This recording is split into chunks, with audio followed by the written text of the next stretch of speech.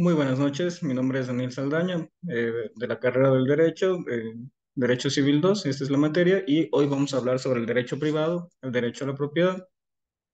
El tutor encargado de esta materia se llama el doctor Juan Sacbay. Y bueno, como había explicado anteriormente, vamos a hablar sobre el derecho a la propiedad o el dominio privado, ¿sí? Vamos a establecer las características, el significado del derecho de propiedad, lo que se encuentra establecido en el Código Civil, el cual tiene sus inicios en el año 2015, y lo podemos observar claramente. Bueno, inicialmente, pues nosotros para poder clasificar tanto las facultades, las características y la clasificación del derecho a la propiedad, es importante que conozcamos qué significa el derecho a la propiedad o el significado del dominio privado, ¿no es cierto? Eh, Tenemos que identificar que esto es el poder en donde se da el orden legal e inmediato a una persona para poder disponer o usar un objeto o una propiedad que se encuentre bajo sus propios derechos. Pero, sin embargo, esto se tiene que hacer sin afectar o vulnerar también los derechos de las demás personas, o también con los límites que se disponen en la ley, ¿no es cierto?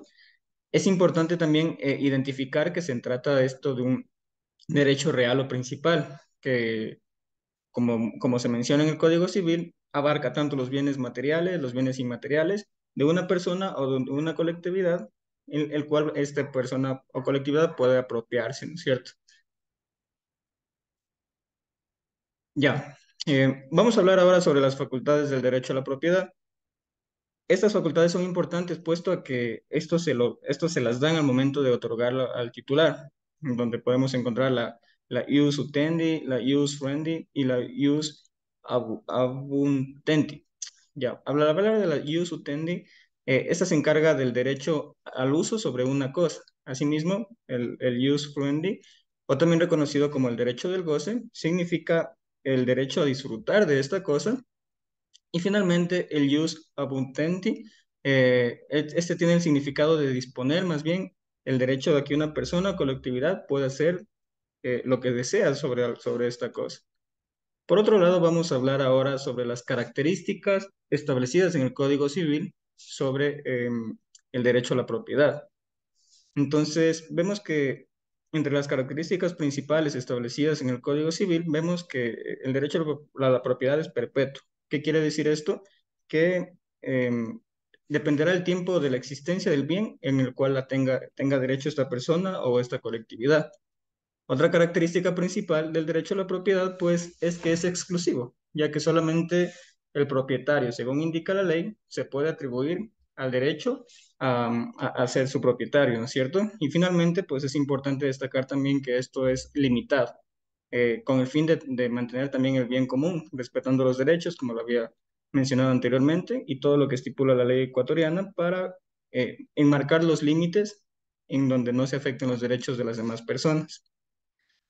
Es importante mencionar, pues, que el derecho a la propiedad permite tres cosas: el goce, el uso y el poder de disponer una cosa con todas las limitaciones establecidas en la ley, protegiendo los derechos de los demás, eh, tomando en cuenta los límites que se tiene que tener, el orden social y el orden moral en base al contexto histórico en donde nos encontramos actualmente como país ecuatoriano. Ahora, ¿cómo se clasifica el derecho a la propiedad? El derecho a la propiedad se clasifica por sujeto o por naturaleza. ¿Qué quiere decir por sujeto? Este puede ser de manera individual o de manera colectiva.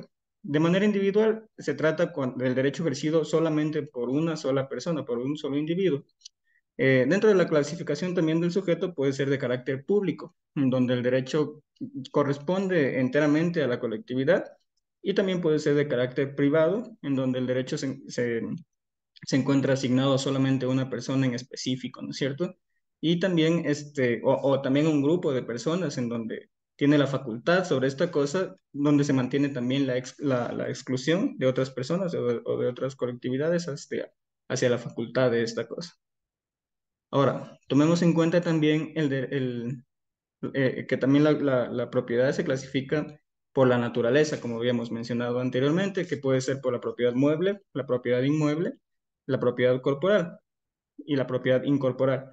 Al hablar de la propiedad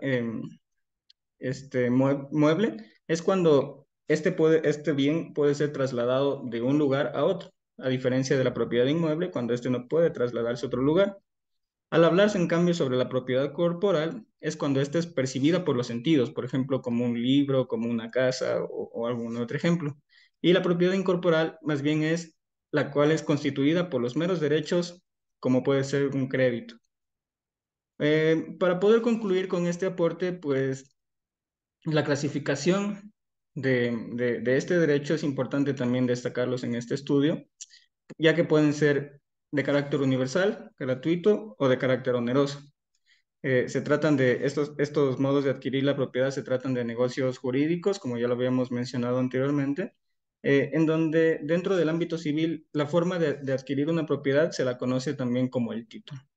Esto se encuentra en el Código Civil y en los estudios que hemos realizado a través de las diferentes videos colaboraciones que hemos hecho en este ciclo. Muchas gracias.